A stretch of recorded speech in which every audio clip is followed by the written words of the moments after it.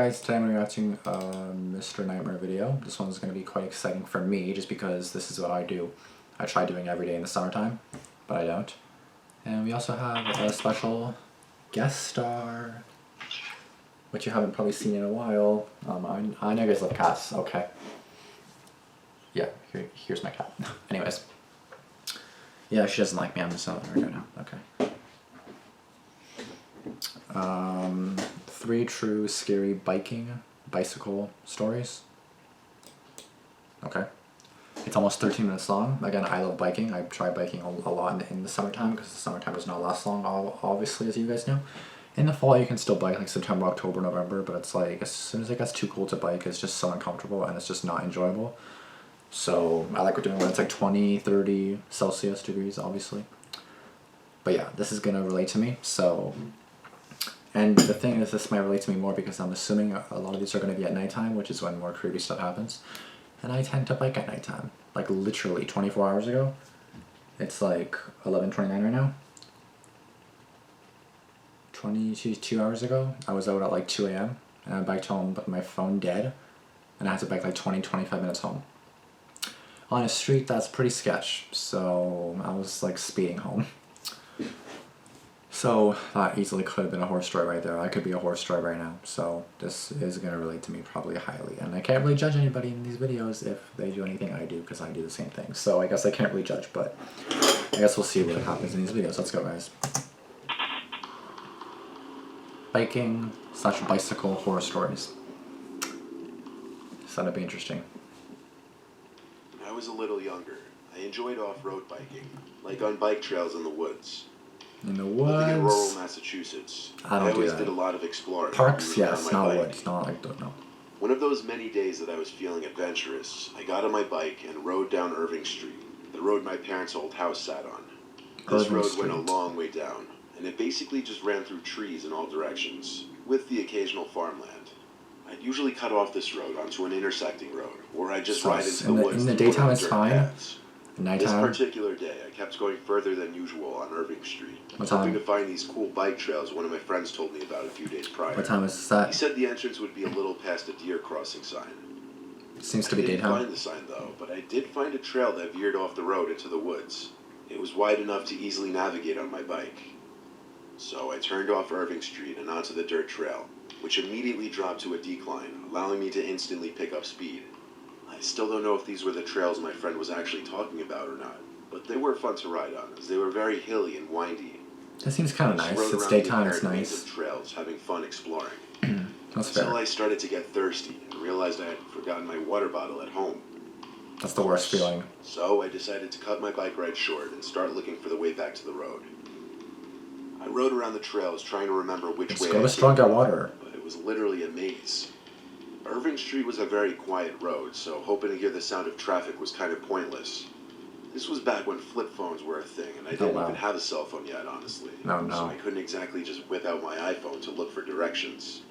Then I realized I wasn't alone in the woods. There was a woman not too far away from me, just standing there watching me, kind of creepily. She was older, probably 60s. I called out to her asking for help because I'm lost. She replied in a low voice, yet I could somehow make out what she said. She said, "You shouldn't be in here." I apologized and asked for directions one more time. Okay, why are you in here? "Get out now," in a disturbingly sadistic way. Why are you here? I wasn't staying there another second. I rode off down the trail, resuming trying to find the road again. But from that moment forward, every 5 minutes or so, I'd see that lady, not too far away, always looking at me. This went on for some time, to the point that I got so uncomfortable that I hid behind this giant stone for a while once I lost sight of her. I waited for a long time, and it was getting dark quickly. I swear I was starting to freak out. Another half hour of trying to navigate this maze. Yeah, because you're lost, you don't even know how to leave, and someone's trying to leave. It's like, how? I barely see the trails now. Oh. I was so tired I had to sit and take a breather. Creepy as fuck right there. My gut told me I was being watched. Extremely creepy, this part. Just get that feeling that you can sense the presence of someone else around you. Like, I need street lights and stuff. Because the old woman's voice broke the silence. She said, "Come here," but in a low voice, almost a whisper. Come here. And she was currently closer to me than I was comfortable with. I couldn't see a thing. I held myself together until she started making these cackling sounds. And that's when I lost it. I threw my bike to the floor. That was the last time I ever saw it. I started screaming, running through the woods. What the fuck? The nightmare of trying to find my way out of the woods finally ended when I saw the lights from a house not too far away. Oh, thank I God. ran as fast as I could to it and rang the doorbell. An older man answered the door and asked him for help, for some water and a ride or something. Thankfully, he was nice and happily offered to give me a ride to my house. He seemed particularly freaked out when I told him about the creepy woman in the woods. Anybody could just say that, people had though. gone Be missing in careful. our county just that month alone. He also knew the trails I was talking about and said they were not privately owned by any woman, making the situation even weirder. I, of course, was furious about leaving my bike behind, but I had to get out of there. That woman had been stalking me riding on my bike for potentially hours. She was basically right in front of me in that pitch blackness. See, like when it's pitch black, I can't. When there's like street lights and traffic lights everywhere, I'm fine with that. But like anything that's like totally no lights at all, I can't. Even though my bike is full of lights. I came across a listing for a free bike. It was a black Trek brand bike, which is a top bicycle brand. At the time, my bike was an old piece of crap Schwinn that I hadn't used in years, so obviously this listing caught my eye. I contacted the lister, asking for more details. Like, what is it, if like the bike was Craigslist or actually something? free, Just like and Craigslist? where and when would I be able to pick it up? Wait, it's free? The lister responded relatively quickly, saying yes, it's for free, and said first come, first served, but to hurry because a lot of people were contacting him. I asked him for the location or address, and he sent me coordinates. That should have been my first red flag. Coordinates. Who sends coordinates? Give me an address, bitch. I asked him, how am I supposed to track the coordinates? He said, download an app on my phone. Then I asked, is there a nearby address you could just give me? He said not really, because he was keeping his address to himself for privacy reasons, and there weren't really any nearby notable locations. Well, thanks. So he gave me a phone number to text him, told me his name was Gene, and we set a meet time of 6 p.m., as that worked for both of our schedules. I downloaded this GPS coordinates tracker app, and the coordinates led me on a 25-minute drive. As I got closer and there was nothing but woods on either side of me, I started to wonder where exactly these coordinates would be taking me. I was now 2 minutes away, and it seemed I was as far as I was going to get with my car. Exactly what I was worried about. So, like, Trinity Road. I'd have to cut through the woods to get to these coordinates. No. I parked my car on the side of the road. That's like but before heading into the woods like a clueless madman, a set up death I right there. texted Gene saying I was parked on the side of a desolate road next to woods on either side, and that the app was pointing me in the direction of the woods. He replied back a minute later saying, yeah, this area is sketchy that way. It would probably be better if you just cut through the woods instead of looking for the trail. If you follow the direction it tells you, you'll find a huge clearing in the woods where I'm waiting with the bike. I already drove this far. I figured I might as well just see this through, even if I was finding this increasingly bizarre. I started my way into the woods, swiping twigs and leaves out of my way as I did my best to make it through the thick woods. This is not I wasn't good. dressed for this at all, though. I did this for probably 4 minutes until I saw I was approaching the coordinates on my phone, but I didn't see any clearing in the woods ahead of me. Something It's a wasn't right. setup. Like you're about to get Before going killed. any further, I texted Gene again, saying I'm just about to be there, but can't see the clearing in the woods. You're about to get He stabbed. said maybe I have the wrong coordinates. A minute passed without an answer, so I tried to call him. It went to voicemail after one ring. Then he texted back saying, I have bad service, I can't talk on the phone. I asked him where should I go, I think I'm lost. He didn't answer. I waited and waited, hoping he would, but nothing. It's a After a setup. couple more minutes, I called it quits. Free I started bike. to feel like this was Okay. all fake from the start. It is. I was becoming paranoid of my surroundings. You should. The sun was going down, so I hurried back in the direction I came. I thought I would be followed, but as I looked back behind me constantly, I didn't see anyone. I made it back to my car to make a shocking discovery. All 4 of my tires were slashed. Fuck. My body entered a fight or flight mode. Only could see him who did this. I approached the door of the car, wondering if I should hide inside and lock the door. Oh my As I looked into the God. car, I could see someone laying on the back floor hiding. I chose my flight response. I sprinted all the way down the road, saying, screw the piece of crap car. I heard my car door open and slam shut. Oh When my I turned around, God. I just briefly saw someone running into the woods. I took out my phone and of course called 911, asking them to please hurry to my location, that I'd be running down the road. 15 minutes or so later, a police car finally approached me with its lights on. Oh my They escorted me God. back to the scene of the crime, my car, and took a police report. which included every detail, like the slashed tires and the text conversation. They Shit. accompanied me as I waited for my roadside assistance company to come and tow my car. I was brought safely to a shop where they changed my tires on the spot. The only thing I worried about was that man Gene getting my license plate number and possibly tracking me with it. But to this day, he hasn't. So I like to think I'm safe from that. I would not expect that one. Now I know why it says biking and bicycle stories, because that's a bike story. Fuck. When I was a teenager, before my friends and I had our driver's licenses, our main means of transportation was our bikes. Our town isn't that big, and all of us live a short bike ride away conveniently. We'd often go for bike rides during the day, just around the neighborhood for fun. I love bike We rides. really liked going for bike rides at night, especially in the town area on Main Right. Street, I love the doing that bars too. and hubbub. I love doing that too. It was a Friday night, pretty late, it's just probably creepy. approaching midnight. I biked to Main Street with my friends Jackson and Roddy. I It literally was a can't judge. 15-minute bike ride from us. I There were can't still some judge. people out walking around down the street. Of course, we were only like 15 or 16, so we weren't actually. Okay, well, I didn't do that at 15 or just riding around 16, for so the that's vibe.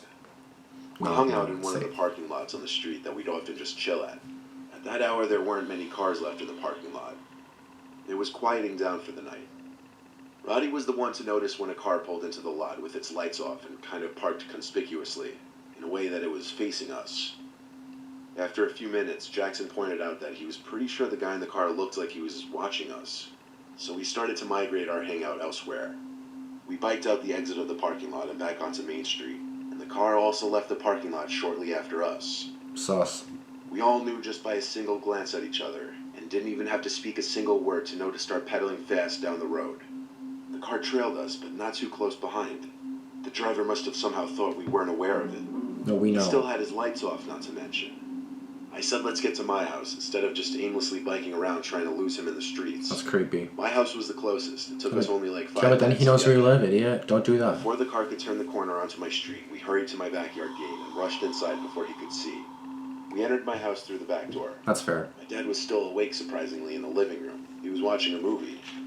We all asked him if he could check outside if the car was anywhere out there. He stepped outside for a second, then came back inside saying the coast was clear. He said we were smart to bike away as soon as we were suspicious. Anyway, my dad went to bed after his movie. And usually he wanted my friends out by that point, so Jackson and Roddy left on their bikes. Uh-oh. I swear it wasn't even 20 minutes later that I got out of my bed after hearing something from the backyard. I went to my window and looked down to the backyard. I lifted my window up a little more, very quietly, just to better hear the sound. It was like this little clicking, rustling sound that would repeat every, 4 seconds. Of course, it's rustling. I They're in the stuck my head bushes. out the window, and I saw the shed door was open. But that didn't answer what that clicking sound was. I went to my dad's room and woke him up. He came with me first to my room, where I showed him the shed door, and then made him listen for the sounds. But now the sounds had stopped. The two of us rushed downstairs to the back door. That always and happens. flipped on the backyard light. Always happens. My dad yanked the back door open and stormed into the yard, yelling for whoever was out there to come out. I worried about him going in the shed alone, so I came with him. But besides all the tools and other basic shed equipment, bikes and other shit like that, there was no one hiding in there. Well, so it was I found open. out on the way back inside the house that the clicking sounds I was hearing was someone trying to tamper with the outside lock, as the entire door handle was completely scraped up and almost ruined. The lock still worked, and that was only the storm door. There was still another door with a working lock behind it. Okay, good. So it was still safe. My dad told me to just go to bed. He'd stay downstairs for the night and keep the outside lights on. He said he had the police come the next morning before I woke up. I'm 99% sure it was that man who followed us in the car. I don't know for sure how or when he found out where I lived, and I'm not sure why he gave up on busting the lock. Anything I say would just be a guess. I'm guessing it was a predator because you said 15 or 16, right? So I'm gonna guess predator that was after you. I'm curious how he saw you. If he was still on the one side of the street. So this is their house. He's still over here, and then he has to turn, right? So it's like if he's over here, maybe he saw from a distance somehow. But there's houses in the way. So how would you see? Like, this makes me think of yesterday. So last night, I told you I was biking last night, right? So basically, me and my friends were out. It was like me and 3 or 4 other people. 3 other people, because it was 4 of us in total. Yeah, so it was 4 of us in total, and we were out till about 2. So around 1 or 1:30, there was like a car in a parking lot, just a single car off, lights off, everything. We hear a noise, we hear like moaning, and we're like, and my friend starts laughing because I'm kind of thinking, wait, what's going on? And then I look at the car, then it takes like 2 seconds to register. I'm like, it's 1 a.m., they're in the car, or it's coming from that direction of the car, crying and moaning, and then I'm like, and I just start laughing because I'm like, what the fuck? It was like 1:30 in the morning.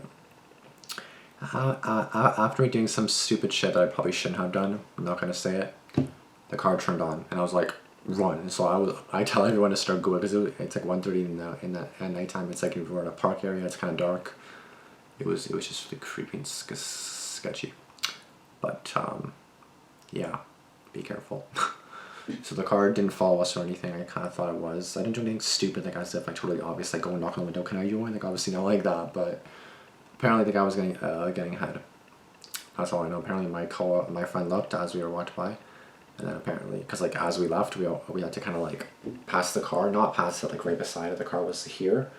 We're over here. Then we had to kind of like pass it, so like we were gonna kind of be here. The car's here, so it's like we can still kind of pass it and like be in the view. So we kind of saw it, and then I guess he saw him getting ahead. Apparently, like not the actual thing. I assume we were still a bit of a distance away, but I guess that's what it appeared to be. And because the car turned on, I started pedaling really fast, because I was on a bike. My friend was on a longboard, and then my 2 friends were just on feet, right, on their shoes, on foot. That's the word. So, but we got away. It was all good. And yeah, so basically, just be safe, be careful of what's going on. You never know who's following you. The one night it was like 10:30 or 11 p.m., so it wasn't too late. I was biking, and then I have like really cool lights. Like I have basically a light on the front, like a white light, and a red light on the back, obviously. And I also have wheel tire lights that go around the spokes. Just makes you look so much more visible and cool. And it seems like nobody's seen this before, because like I get a lot of compliments saying, yeah, like nice lights, or yeah, that was pretty dope, or that was pretty whatever. Like at 2 in the morning yesterday, I had someone stop me and kind of say, where'd you get those lights? Like Canadian Tire. I'm like, no, Amazon. And then he's like, Amazon? And then he's like, yeah, okay, you can go ahead, man, because we were kind of going the same direction. He was ahead of me. I'm here, coming toward him. He stops past the light. I kind of stop here, and then he's like, you can go. So I kind of go fast, and then I don't know what he did after that. I don't know if he was behind me. But I was kind of nervous about it, so I was kind of like, fuck, I gotta go. I'm still a bit away from home, so I was scared. And again, my phone was dead. Keep in mind, my phone was dead. I can't text anybody, can't call anybody, can't listen to music. I was playing music on my watch, but I can't call anybody on my watch. I have to be connected to my phone to call the police, right? So it's like, fuck. But I'm alive, I'm good, I'm Gucci for now. But yeah, no one followed me, knock on wood, I think. But yeah, with all that being said, that is it. So be safe, stay safe, and be sure that you're not being followed when you're going home. If you're gonna meet somebody for a free bike, it's probably too good to be true. Like free bike, come on now. And especially the brand, if it's like a good brand, it's not free. You're gonna die. Like they slashed your tires. Like such a fucking skank, like bitch setup. Like why would you do that? Like it's beyond me. It really is. Anyways, that's all I'm gonna say. Please be sure to subscribe if you guys are new, and turn on post notifications if you guys have not done so yet. Be sure to comment down below any experiences you guys had with biking, any experiences you guys had, anything. I want to hear your stories. Be sure to like this video, and that's really all I gotta say, other than comment and subscribe and all that. So as long as you guys do all that stuff, we Gucci. So I'll see you guys later. Thanks for watching. Deuces.